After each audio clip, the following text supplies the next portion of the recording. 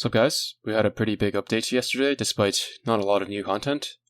So let's take a look at the new Independence Augment, as well as some of the quality of life changes that actually have a little bit of an impact on my tier list. Starting with the Independence Augment. First of all, why?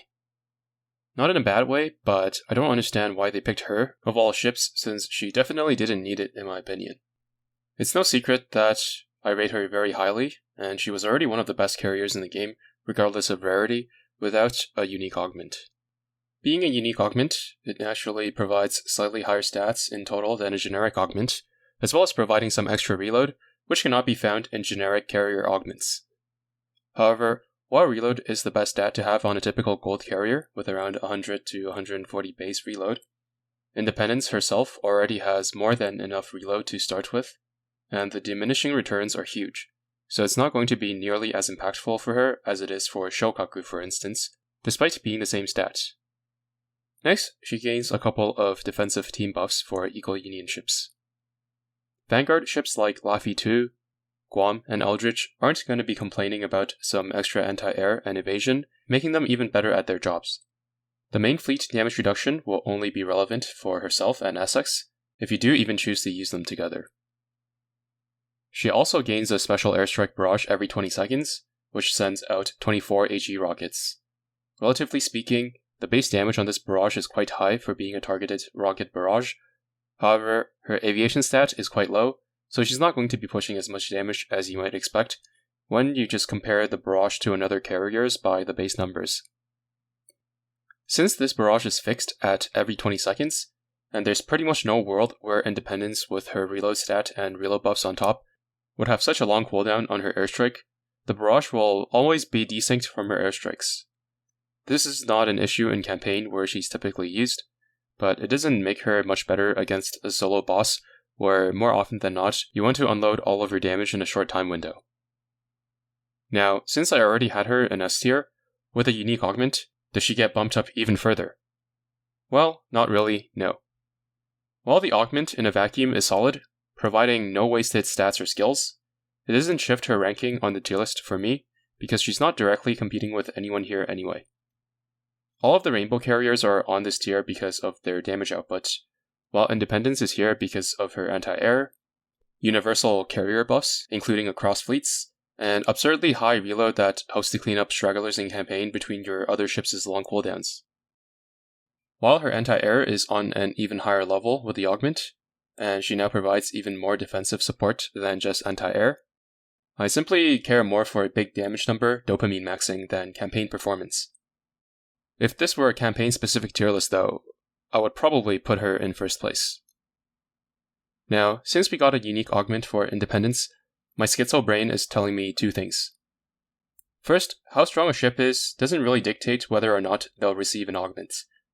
This means that we could be looking down the barrel at a Unicorn unique augment, or maybe even a Helena unique augment. Second, Essex recently received her retrofit, and up until that point, I found it really strange that she never received a unique augment, despite being released at the same time as Taiho, who was one of the earliest ships to receive unique augments. Then, perhaps Enterprise, who is by far the oldest released SSR ship yet to receive a unique augment, has herself a retrofit planned somewhere down the line, as it seems that being decently strong doesn't prevent a ship from receiving a unique augment. All of this is speculation based on almost nothing though. Moving on, we also got a unique augment for U81, which, other than the higher stats compared to generic augments, gives her just a 10% damage buff. That's literally it. Yeah, I honestly don't understand why they even gave her one then, if this is all they're going to do. Not that she's weak, but the augment itself doesn't make her competitive with the best submarines, so barely anything changed, and it's really boring and unimaginative. Okay, now let's take a look at the new quality of life changes. First, you now move at double the speed when doing a safe zone. Of course, this is a very welcome change. Nothing bad can happen, it can only good happen. I just also remembered that I have thousands of those double efficiency books because I never use them, so now I can experience clearing stages 4 times as fast as before by combining the books with the increased movement. Unfortunately, they didn't add this to Operation Siren though. Maybe they just forgot? Hopefully they'll add it in the near future. If they conduct another survey, make sure to remind them to add this feature to Operation Siren as well. Okay, next, auto search now collects ammo automatically. This will pretty much make auto search totally trivial for the endgame chapter 4th stages, as they always have an ammo node, so you'll be able to clear the entire thing without running out of ammo. The hardest part has always been fighting battleship nodes with the out of ammo debuff, which is now gone, and this means that Tempesta ships have completely lost their niche of bringing 1 extra ammo, so that you don't run out of ammo on auto search. And as a result, I've removed Fancy from the Vanguard tier list. Most of the auto search specific comps that I uploaded in the past are now pretty overkill as well, since they were built to reduce the chance of dying to a battleship while out of ammo as much as possible. This change doesn't really have an impact on your first playthrough of the stage though. After that, we now have the ability to upgrade equipment to +10 or +13 in one go, which is a very welcome change. We can also search for equipment by name, which I personally won't be using much because I'm not super familiar with the names of equipment in Japanese, but maybe this will give me a reason to learn them. Next, we can finally retry the old meta fights as much as we want, which will make testing certain chips much more convenient for myself. Hopefully, Nagato meta will be added soon, so we can have a straightforward heavy armor boss. I briefly tried Hakuho and Mecklenburg out against Arizona meta. It's not exactly a fair comparison that's being made here. I've only ran it a couple times to get some footage. First of all, I don't even have 2 Mecklenburg guns yet, which are by far the best guns for this type of fight, so the battleships are quite a bit off their full potential, but still, the gap appears to be massive when compared to the carriers. To be honest, not only does Hakuho feel stronger, but she's also easier to use. Remember how I said Mecklenburg has 1 point less reload than Bismarck's Way, so you could just give them the same equipment, and Bismarck would always fire just a little bit before Mecklenburg to apply the black hole, giving them perfect synergy?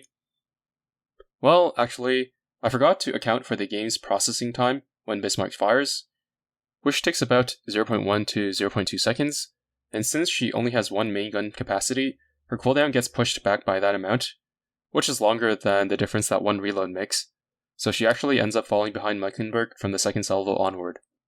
As a result, it might be more trouble than it's worth to use them together against heavy armor, especially because Bismarck's damage is not the best against heavy, and the Ironblood duo are now competing against the Hakuho Amagi duo, as opposed to when Mecklenburg first came out with PR8, where she was competing with Amagi plus Shinano, and it's not really looking good for Mecklenburg. If you use Mecklenburg without Bismarck's Way, her damage output is still very high, but she loses out on her reload buff, and her base reload isn't particularly high, so that's another inconvenience to add to the list. If you still want to use the Ironblood duo, medium armor will probably be your best bet, because there are a larger variety of guns with different cooldowns, and both of them are still very strong, although not at their very best, but they'll have to compete against the LA9 spammers of Nakimov and Fritzume. When I have time, I'll go test all this stuff out, but I'll just leave it at that for now. And finally, we have some improvement for the auto-select function, but I don't think I'll be using it regardless. And one last thing.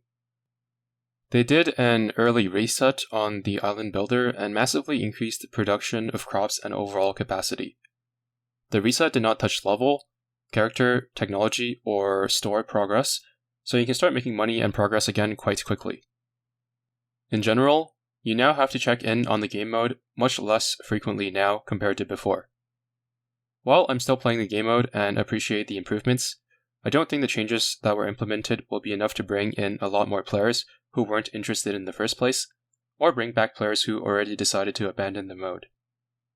Having played it for a month now, another issue I found with it is that it's mostly about developing the island, and the characters don't really play a huge part except for sales, as you don't gain a whole lot more efficiency by using them over the Manju, who have infinite stamina and are therefore more convenient to assign.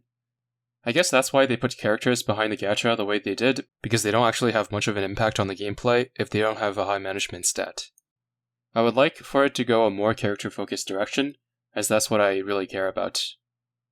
There's currently a function where you can make one of your characters follow you around, but only if they're not assigned to some post, and they don't really do anything by following you. so I don't know what the point of that is. I would like to see them be more involved than just doing 3 interactables daily for a match or 2. Perhaps some minigames involving characters added to the game mode to make it feel more like a community and less like a business enterprise. Okay, that's it for this update. Hope you guys enjoyed, and see you in the next one.